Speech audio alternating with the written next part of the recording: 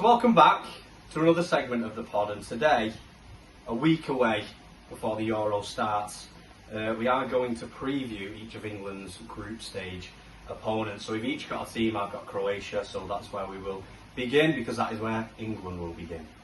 So I've just got a little bit of a spiel, so we'll go into that and I'll see what Lou and Jim think about it. So obviously the last time England played Croatia was the semi-final when we got beat 2-1, which we know a lot about, so I won't go too much into that. But they are in quite a large transitional phase, this Croatian side, and they have had Subasic, Mandzukic, Rakitic and Korluka all retire since that tournament finished, but they do still have quite a lot of experience with Modric, Perisic and Dejan Lovren, Liverpool fans will remember, is still starting for them most weeks. And a little... Not so fun around, right? No, definitely not. One of the best centre-backs in the world, according to him. I'll let you make your mind up. But a little fact about Modric as well, Cook. You mentioned Croatia and Yugoslavia before. Since Croatia were recognised as a country, Luka Modric has participated in every single major tournament that Croatia has qualified for as a country since Euro 2008, and he is their captain, key man, their talisman, and definitely their key man. And they will, the key area of their team is midfield, where they play Modric, Marcelo Brozovic, and Cook knows him very well, Mateo Kovacic. A lot of technical ability, a lot of passing ability, and they will look to control games through the midfield, because that is how they do it, and that is how they did it against us in 2018, as Jordan Henderson definitely wakes up in cold sweats in the middle of the night remembering. So yeah, the only issue with this Croatia side is that, especially since they lost Mandzukic, they do struggle to score goals. It is Bruno Petkovic who has taken his place in the team, but he hasn't taken his place at all when it comes to goals or just his general effect on the team. It's a difficult one with Croatia, because obviously we look at them, we've got to respect them. I do think they were a little bit disrespected, and they came out and said that before the semi-final. But this Croatia team isn't the team that it was 3 years ago. Like I say, they've already lost so many key players. They've still got Perisic there.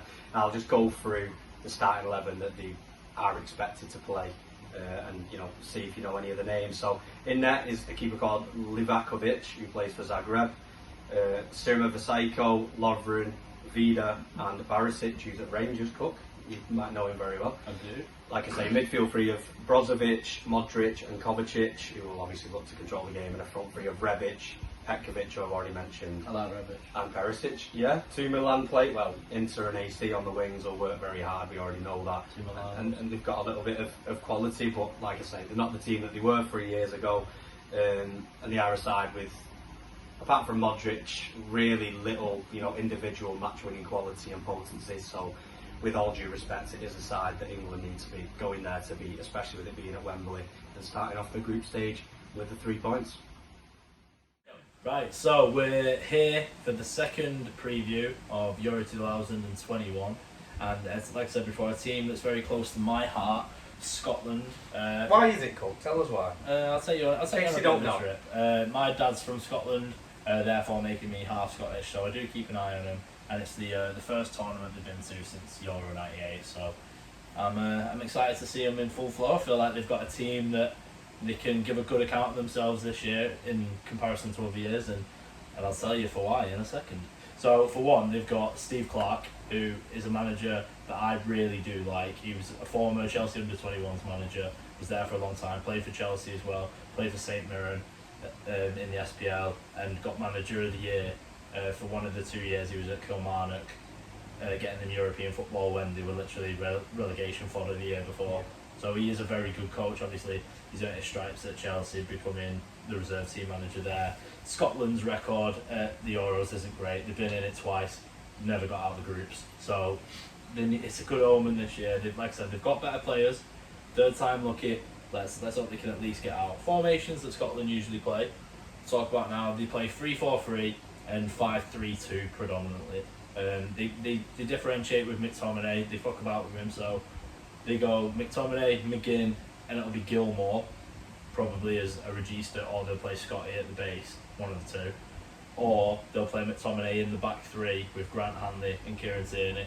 Hanley's the sweeper more often than not, which leads me on to what I think one of the Scotland weaknesses is Grant Hanley in the middle of the back three. I think do everything you can to not have this man near the team, just because I don't think he's very good. But but players that Scotland they can afford to have a Grant Hanley, because me and Stan was talking off mic about Shea Adams. It's a big decision him committing to Scotland, and I genuinely thought for quite a while that Scotland were a front man short of getting to a tournament, and it almost seems like they've got two in one, so to speak. Now when they play the 5-3-2, they go Shea Adams up front with a guy called Lyndon Dykes. So anyone who's not aware of him, he plays for QPR. Had quite a slow start to the season in the Championship. At the back end of the Championship, he's been really good. And for once, they've got a man since Chris Martin. I know it's not exactly an idol of the game, but he could hold the ball up when he played for Scotland. And Lyndon Dykes can do the exact same. And him and Shea Adams actually look quite good together. And with the rise of players like Ryan Christie, who's quite a young player as well. James Forrest isn't that young, but he's a player that can make an impact. Ryan Fraser, Andy Robertson's delivery, Gilmore, McTominay, McGinn. McGinn's good in this team as well, because it's not the McGinn that plays for Villa. He plays as like an attacking midfielder almost. So it's really day and night when he plays for Aston Villa in Scotland, McGinn. And I fancy him get a goal. I do fancy McGinn to get a goal. But like I said, the threats from Robertson and the back three that they play, they've tried a few players at wing back. They've tried Fraser, they've tried Forrest, they've tried Callum McGregor that plays for Celtic as well. But I think they've settled now on one of the wing backs, because they play Fraser more often than not in these couple of games. But Ryan Christie's come through the ranks at Celtic as well and given a big problem in these past two games as well. So it's looking like Ryan Christie's forced his way into the team in these two friendlies anyway, because he's been class in both the friendlies so far. I'll tell you somebody that I think is a very good player. I think he could make the difference for Scotland in terms of individual quality, and it's Stuart Armstrong, who plays for Southampton. Yeah. I do think he's a very good player. He can play either side, can play on the wings, he's dropped into midfield next to Ward-Prowse before. Both-footed. Yeah, I like Stuart Armstrong. A little bit of stardust. He's a bit of a Swiss Army knife, to be honest with you, but that's his downfall at the same time, because he can't settle on a position. He's almost been pigeonholed in that. Oh, he'll do us a job there if we need him. And with 5 subs as well, they're more inclined to go for a Fraser at wing back, or a Douglas, a Marshall Douglas as well. You know what I'm hearing a lot of depth. They've got a lot of options, and they've obviously played quite a few players in different tactical setups. So this is the game that I'm honestly most worried about. The thing is with Scotland, they've got enough to frustrate teams. Like they drew 2-2 with the Netherlands the other day. They should have won that game. Memphis Depay scored a free kick in the 90th minute. They'll be gutted about that, because they should have definitely won that game. And if they'd have won that game, it would have. I still think they couldn't take confidence from it, but if they'd have won that game, it would have knocked them up. It would have given them a kick up the arse a bit more, to be like, fucking hell, just beat Holland, Holland, fucking one of the biggest teams. But yeah, Scotland. I feel like one of the main strengths in the team is that the defence has been tightened up now. They've established a system of how they're going to get Tierney and Robertson, because that was the big toothache for Steve Clarke, and no manager before him had really sussed it. They play Tierney at right back or Robertson at right back, and it's just shit, because you nullify what they're good at by doing that. So Steve Clarke come in straight away, right, you left centre back, and then since then Tierney's gone on to play it for Arsenal more often than not. That's where he plays. So it is good. I like Steve Clarke. I'm confident. It's not a very traditional back three, is it? When you think you've got a left back in there and you've got a centre midfielder with Grant Hanley, so. But McTominay plays it so well. He really does. He comes out with it, doesn't he? Really does. He's got licence, obviously, because it's a bit of the Sheffield United, isn't it? Bit of the Chris Wilder. That's what they do. Yeah, they do have the overlapping centre backs, and the thing, overlapping and underlapping, because if Robertson's making the pitch nice and wide, say even they play that 5-3-2, then Tierney will still over and underlap him with potentially like a John McGinn as well, who will all play on that left hand side. And like I said, people scoff at them and be like, fucking hell, they still think they're shit. They are shit, don't get me wrong, but they're not as shit as they were. And I do think they'll cause a few upsets in this tournament. Even a couple of draws here and there, I still think that they'll raise a few eyebrows with a few performances and be like, fucking hell, Scotland are better than I thought. Right, so welcome back. Lastly up, we've got the Czech Republic. You've heard some bullish predictions, I should say, from our expert Jay before about them potentially being the dark horses, the 150 to 1 shot. But you know, they've got some players that we know, some players that we don't.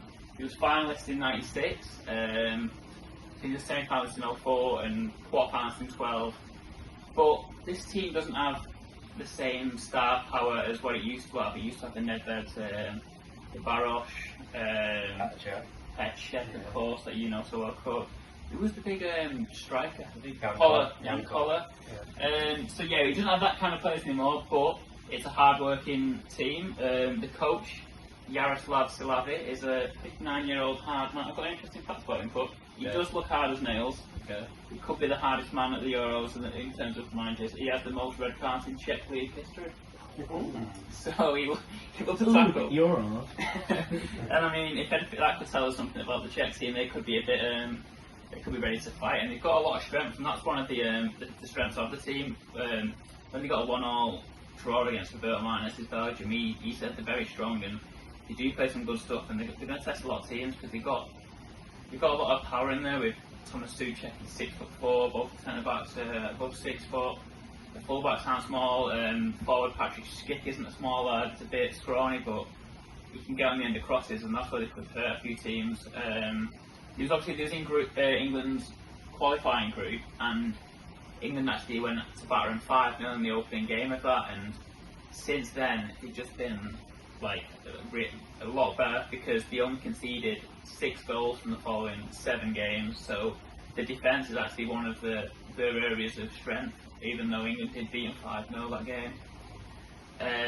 So we look at some of the players that you might know, former Chelsea man and Bristol, Thomas Callas. Bristol, Fulham, part of the loan army, we can say. Vitesse. Vitesse. Yeah, Thomas Callas. But he was a Premier League winner, isn't he? Middlesbrough, yeah. He has won the Premier League under Conte technically. He played at played 0 minutes. Played in the Gerrard Slip game, I think. That's he did. Yeah. With who did he play centre back with? John Obi Mikel that day. Salah played as well. We digress. So yeah, Thomas Callas. A few Premier League fans will know him.